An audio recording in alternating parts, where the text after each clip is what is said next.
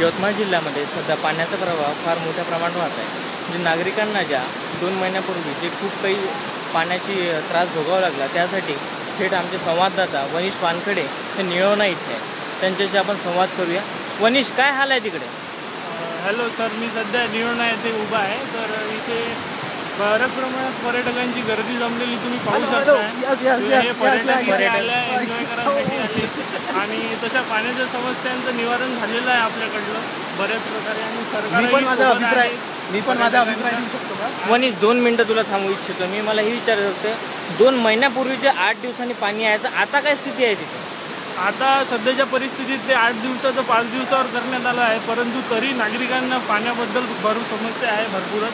कारण त्यात गढूळ पाण्याचं प्रमाण फार वाढलेलं आहे. मग 1 मिनटं वनिश, मी गढूळ पाण्याचं प्रमाण फार मोठ्या प्रमाणात आहे. कारण काही श्रोते होते, माझ्यासोबत श्रुती होती यवतमाळहून. श्रुती, काय म्हणते तिथे?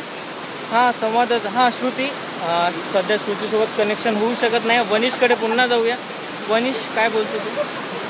सर, तर ते पाण्याच्या जे बिमाऱ्या फैलून राहिल्या आहे पाण्याबद्दल, गढूळ पाणी, आणि त्यामुळे लोकांना बिमाऱ्या वाढल्या आहे, डेंग्यू मलेरियाचे आजार होऊन राहिलेले आहेत. तर त्यासाठी सरकारने पाहिजे तशी व्यवस्था केलेली नाही. कारण निळवण्यात जे पाणी आपल्याकडे सप्लायमध्ये हे केलं जातं फिल्टर, तर ते चांगल्या प्रमाणात जसं व्हायला पाहिजे तसं होत नाही आहे. आणि त्यामुळे रोगांची स्थिती निर्माण झालेली आहे. बरोबर आहे. ऑफकोर्स पावसाळा असला म्हणजे डेंग्यूचं प्रमाण फार मोठ्या प्रमाणात होतं. ठीक आहे, मोठ्या प्रमाणात असल्यामुळे त्याचं सरकारने निवारण केलं पाहिजे. वनिश, तर याबद्दल आपण हे पर्यटकांचं पण सुद्धा तेच म्हणणं आहे. तर याचे एन्जॉय वगैरे होऊन जाईल. पण काही पर्यटक आहेत का तिथे तुझ्या बाजूला? हो, बरेच पर्यटक आहे सर. इथे तुम्ही पाहू शकता. ते जरा कॅमेरामॅन इकडे दाखवा, इकडे राईटला. हाय, बघून बरेच प्रमाणात पर्यटक तिथे आहेत. बरेच प्रमाणात पर्यटक आहेत. ठीक आहे. काही पर्यटक तिथे मासोळ्या पकडत आहेत. तुम्ही पाहू शकता मासोळ्या पकडताना त्यांना आणि आनंद घेत आहेत. आणि काही पोहत पण आहे. ओके. अशा प्रकारे इथे अशा प्रकारचं एकंदरीत वातावरण तू माहिती दिल्याबद्दल धन्यवाद मनीष.